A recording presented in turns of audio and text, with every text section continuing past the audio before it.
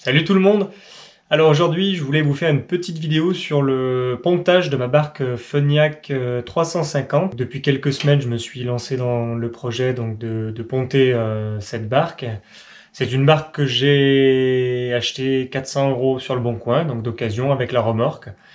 Et en faisant un peu le tour sur les forums, les groupes Facebook et les vidéos YouTube qu'on peut trouver sur Internet, j'ai plus ou moins fait un petit plan dans ma tête de ce que je voulais.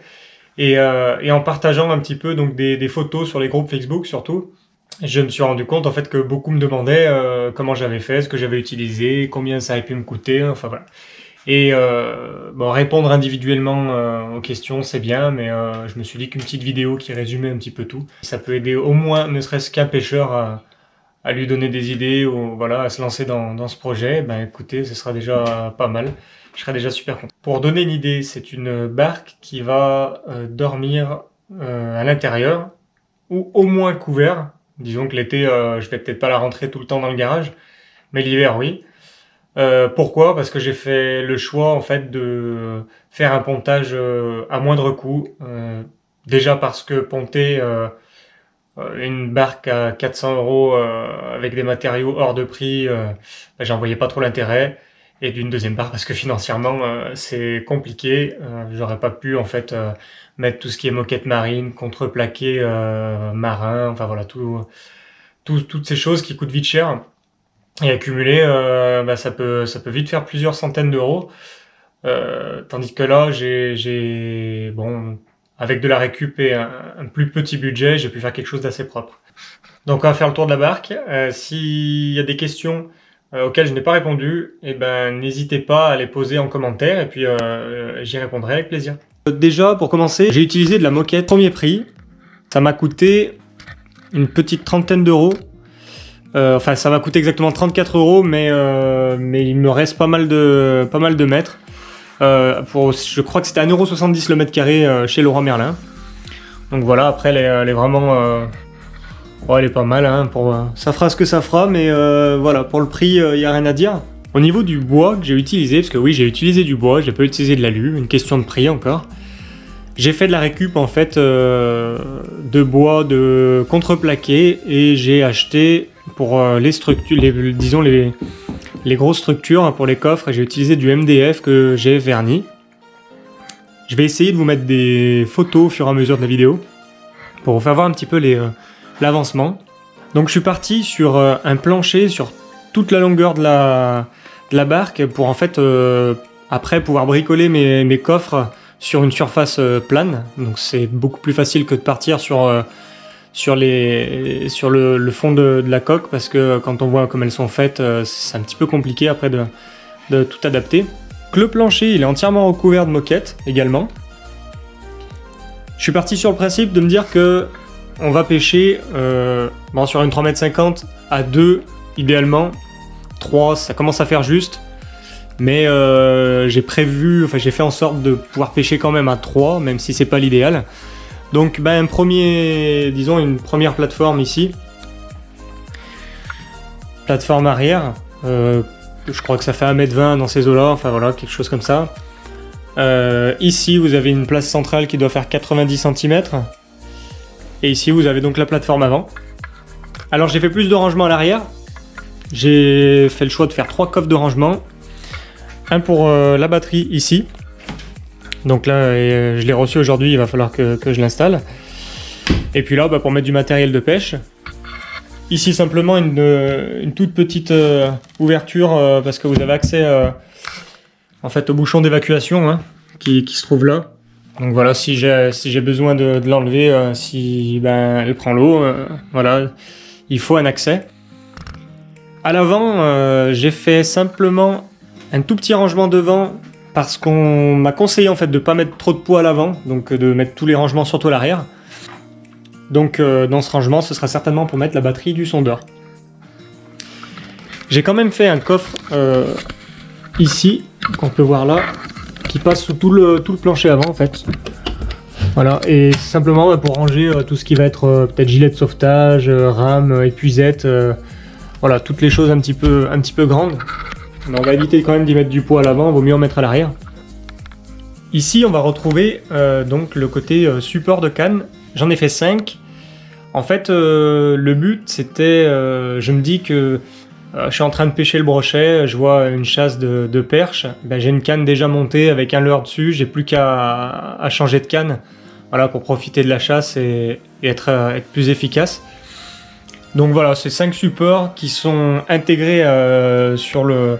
J'ai fait un petit pontage en fait sur le côté, là, j'ai fait un petit rangement, ça s'ouvre pas, donc à l'intérieur il y a des tuyaux PVC, d'ailleurs on doit un peu le voir là. Il n'est pas forcément très droit celui-là. Voilà, donc là à l'intérieur vous avez un tube PVC. Et donc bah, ça maintient quasiment tout le talon de la canne. Et puis pour éviter de faire tomber des choses dedans quand ils sont pas utilisés, et puis aussi une question de finition, j'ai mis des petits bouchons, ça c'est ouais, peut-être 50 centimes dans un magasin de bricolage, donc voilà, c'est pas très cher. Et puis voilà, donc après ça donne ça quand vous mettez vos cannes. Là c'était pour l'exemple, donc elles sont pliées, mais voilà, ça bouge pas. Sur cette partie là, donc on retrouve le sondeur, donc je vais faire le tour. Donc le sondeur, en fait, j'ai fait le choix de le mettre au milieu du bateau et pas à l'arrière. Donc il a fallu faire un support pour que la sonde reste droite. Donc je suis parti d'une base d'un support flotte tube que j'ai adapté. Enfin voilà, j'ai fait un petit bricolage. Je voulais pas repercer la coque, donc je me suis servi d'un trou existant ici pour faire un petit support. Franchement, je l'ai secoué dans tous les sens, c'est tout coincé, ça bouge pas. Et en fait, là, simplement, il me suffit de démonter cette petite molette et je retire l'intégralité du sondeur avec sa sonde. Et il me reste après, disons que cette partie-là sur le bateau. Donc c'est assez pratique. Et ça m'évitait en fait de le mettre donc à côté du moteur. Parce que généralement, donc, on met la sonde ici, mais il faut percer le bateau. Enfin, j'avais pas trop envie de percer ma barque, donc voilà pourquoi j'ai choisi ça. Au niveau des poignées de coffre, je voulais quelque chose de plat, comme on va marcher dessus. Donc c'est simplement des poignées que j'ai pris sur AliExpress. Voilà, c'est assez efficace, ça revient. Enfin voilà, pour le prix, honnêtement, même s'il faut les changer de temps en temps, il n'y a rien à dire, quoi. J'ai dû payer ça quelques centimes. Au niveau des charnières, j'ai utilisé des charnières, je crois, qui m'ont coûté 70 centimes pièce de mémoire, chez Leroy Merlin. Voilà, tout simplement. Ici, vous retrouvez des petits carrés noirs. Alors ça, c'est gadget, hein. Mais gadget qui peut être très utile, surtout l'été. En fait, ce sont des supports de verre. Enfin, ce sera plus des supports de bière, je pense. Mais voilà, non, mais l'été, vous amenez à boire, vous voulez casser la croûte, vous avez juste à poser. Ça évite en fait de faire tomber sur la moquette vos verres. C'est un petit accessoire, mais voilà, ils sont rétractables et réglables, du coup, ils gênent pas. Voilà, alors comment j'ai réalisé aussi mes coffres simplement, j'ai utilisé des tasseaux. Donc j'ai fait toute une structure de tasseaux. Et étant donné qu'après, derrière, on va découper un coffre, il faut que le coffre, il faut que le couvercle, disons, trouve un appui. Parce que si on découpe et qu'il n'y a pas d'appui dessous, quand on va marcher dessus, ça va passer à travers, forcément. Donc, en plus de toutes les charnières que j'ai installées, j'ai refait là, on le voit, hein, j'ai refait un espèce de cube sur lequel vient se poser, en fait, une petite partie du coffrage.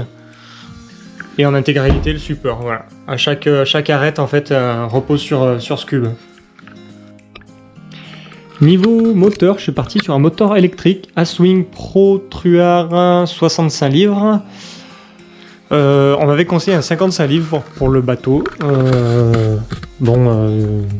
Plus puissant, c'est encore mieux.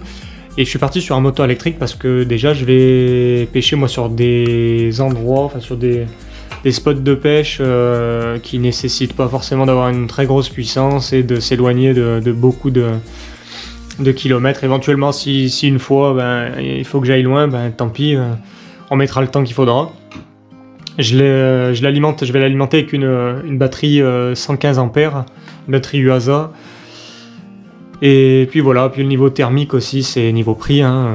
J'avais pas les moyens de m'acheter un thermique et d'avoir la nourrice, voilà. Puis niveau pollution, c'est pas plus mal. On verra si plus tard j'ai les moyens et que je change d'avis. Mais pour le moment, voilà, ça suffira bien. Donc j'ai eu la chance, cette barque, de pouvoir la faire peser après le pontage.